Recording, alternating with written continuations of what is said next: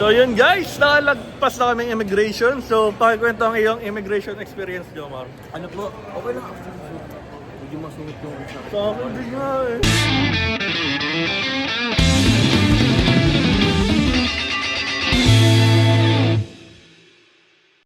Hello mga kalingap. Sa tricycle tayo ngayon. Papunta kay Kalingap Rap. Sobrang excited na ako sa Vietnam travel namin. Tricycle na tayo.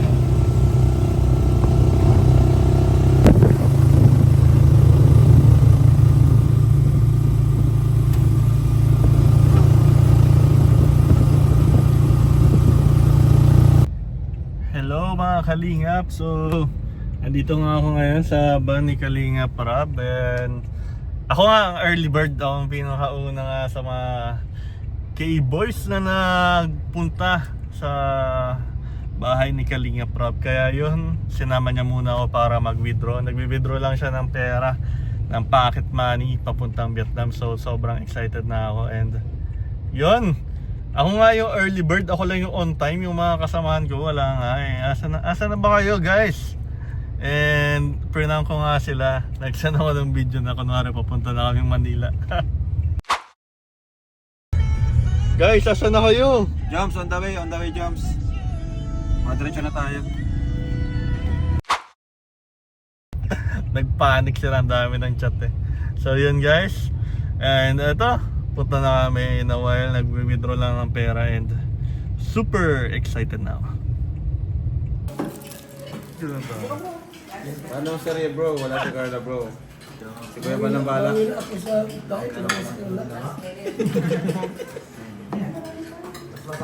Si Grace na muna. Grace, ikaw mag-signal kay Carla. Dito kami guys, kumakain kami dito.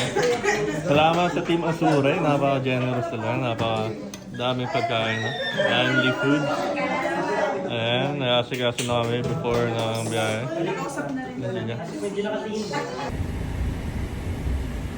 Dito na po kami sa Terminal 3.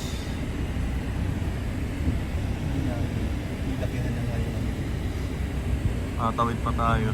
Traffic na dun sa kabila eh. Wala, talagang traffic. Sa may gate 6 daw po. Bay 6. Ay, pwede ba magtawid na lang tayo? Kahit dito na tayo mag-unload. Tapos punta na tayo dun sa may gate 6. Ayun na sila, nag-unload na sila ng mga gamit nila. Ayan. Bad Santos Matubang, Team Kalingap. Ayun. Papa Joms. The vlogger. The vlogger. Jax. Itong ang cute. Jackson! Ngirit ka! Guys, dito na kami sa bag drop. Ayan na sila. Malaking group kami pero kayang-kaya naman. Ayan, dito na Terminal 3. Bagong-bago pa yun, no?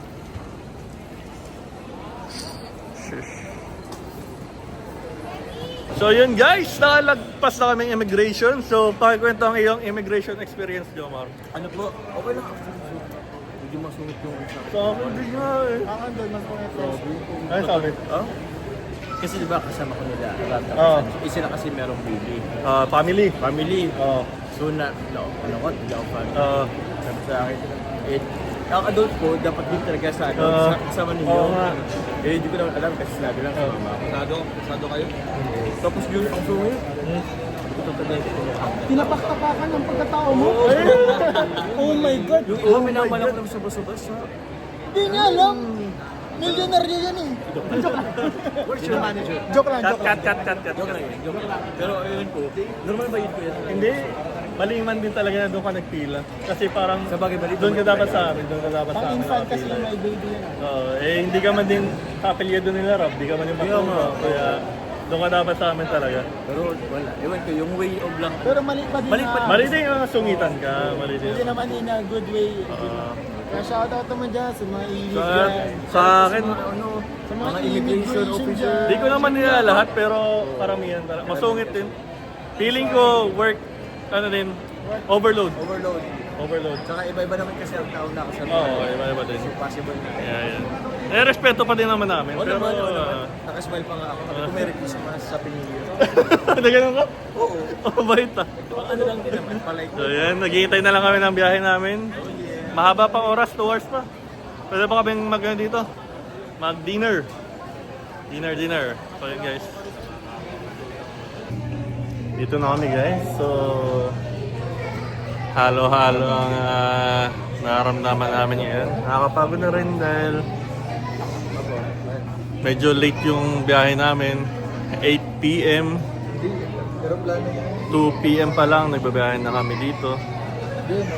Pero success kasi nakalusot naman lahat sa immigration. Yun na nga. Yung immigration talaga yung malaking malaking obstacle mo papunta dito sa bilang isang tourist papunta sa Vietnam, no? So andito na kami ngayon. Nandiyan sila. May na-meet na fan si may fan kami na na-meet and andito nakipag-usap siya ngayon kay Jomar, no? Silipin natin mga kalingap dito. Ayun po sila, oh. Ayun yung fan. Katabi ni Jomar yung fan. Ayun. Katabi ni Jomar yung fan. Eh, nakakatawa dahil pati dito sa airport is may nakakilala pa din sa Team Kalingap. Ayan si Rabay. Makulit na si Rabay, si Baby Jax. Ang chill lang Uy, ang cute to. Ay, so nagkukulitan yung dalawa, no? So, dito na kami. Ayan. Danang guys, danang. So, yun. Pagdating namin doon, pahinga na muna. Bukas yung tunay na sabak Ayan, dito na kami. Nasa yung mga aeroplano. Ayun yung aeroplano. Tudong!